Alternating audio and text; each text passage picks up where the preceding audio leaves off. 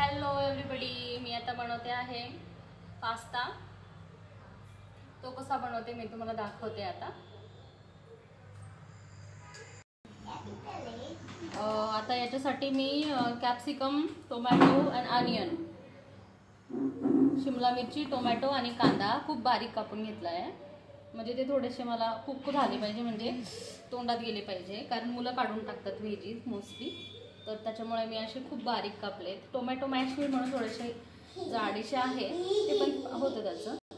त्याच्यानंतर पास्ता हा थोडासा पाण्यामध्ये उकळून सॉफ्ट करून घेतला आहे आणि बघू शकता तुम्ही असं, आणि पाणी नितळायला ठेवलं आहे।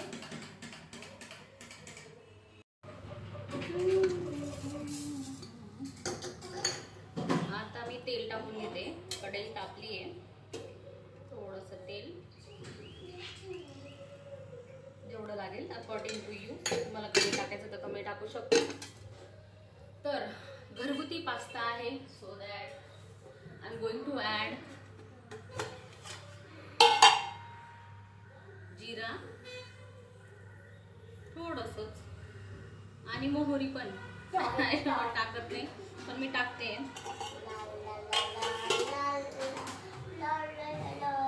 बस एवढंच टाकणार आहे। त्याच्यानंतर त्याच्यामध्ये ते थोडं तडतडलं की ऑनियन टाकणार आहे,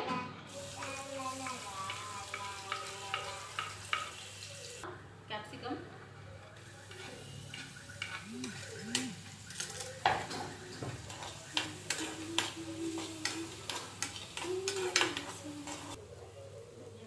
टोमॅटो बिया, थोडंसं ते त्याचा रस वगैरे सगळं काढून टाकलंय, ॲड करते।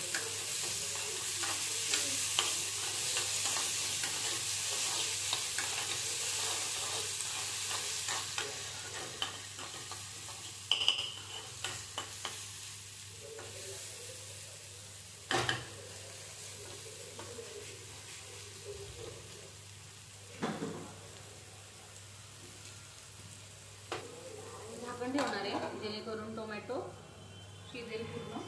फ्लेम हाय ठेवली तर ऑब्वियसली टोमॅटो पटकन मॅश होते, बरोबर काय लगेच।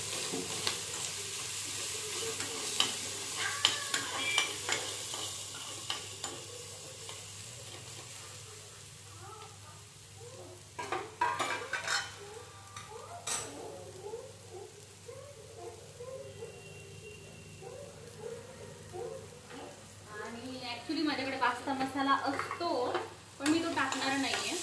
मॅगी मसाला पण ॲड करू शकता, मिरची पण टाकू शकते, बट मी तो टाकत नाही। त्याची थोडीशी वेगळी टेस्ट येते, आणि घरगुती पद्धतीने बनवलं म्हणजे ऑब्वियसली टेस्ट चेंज होते। एकदम लिटल बिट मिरची टाकते मी, लसणाची, आणि लसणाची मिरची जी जळून ठेवलेली असते चटणी तेवढीच टाकणार आहे फक्त, जी पोरगी खाऊ शकते अशी, बस।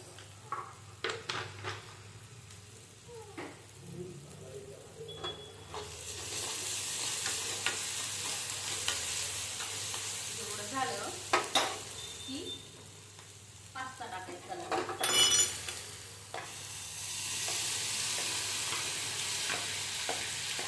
पास्ता बघू शकता खूप मोकळा मोकळा आहे,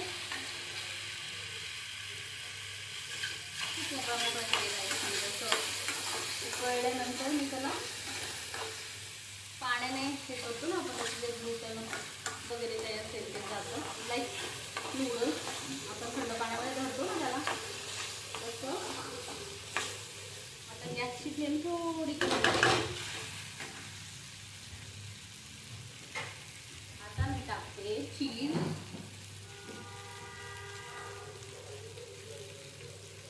टाकते,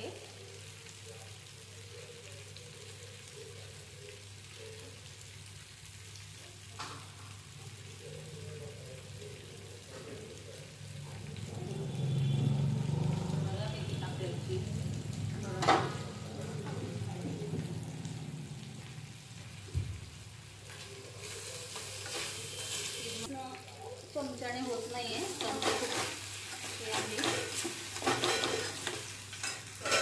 आता टाकते मी दूध।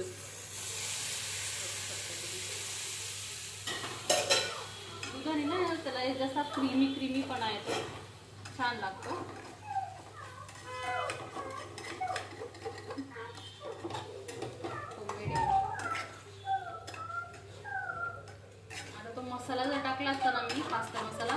त्याला येल्लोइश कलर वगैरे आला असता. क्रीमी क्रीमी खूप बघू शकता एकदम असं. चीज क्यूब मेल्ट झाले. थोडं वाढलं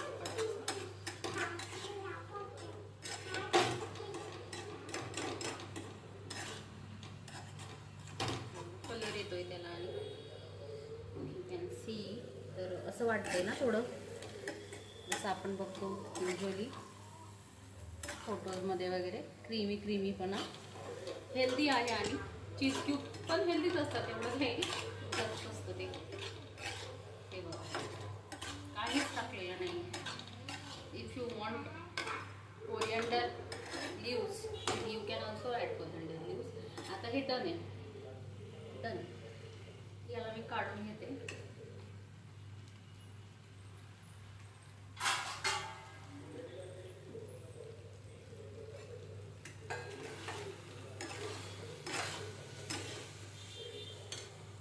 गॅस बंद.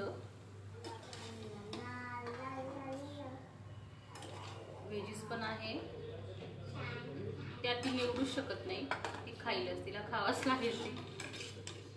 बिकॉज त्या veggies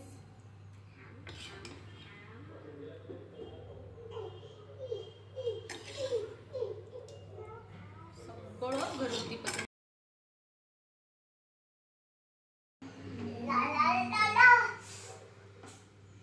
hello everybody, how you all. मी जास्त काही बनवलं नव्हतं. डोसा बनवला होता मी. आणि सकाळची इडली पण उरलेली होती. मी काही वेस्ट नाही जाऊ देत, मी काही एक्स्ट्रा बनवत नाही. मी पिऊसाठी फक्त डोसा बनवला होता आणि थोडासा पास्ता तिच्यासाठी. तिचं जेवण झालं आणि आता मी इडली खाणार आहे. तर चला तर मग ब्लॉगची एंड करते मी आता इथे. आणि भेटूया पुन्हा एकदा एका नव्या ब्लॉगमध्ये. Till then stay tuned. Do support, do like and do share my videos and subscribe also. Thank you.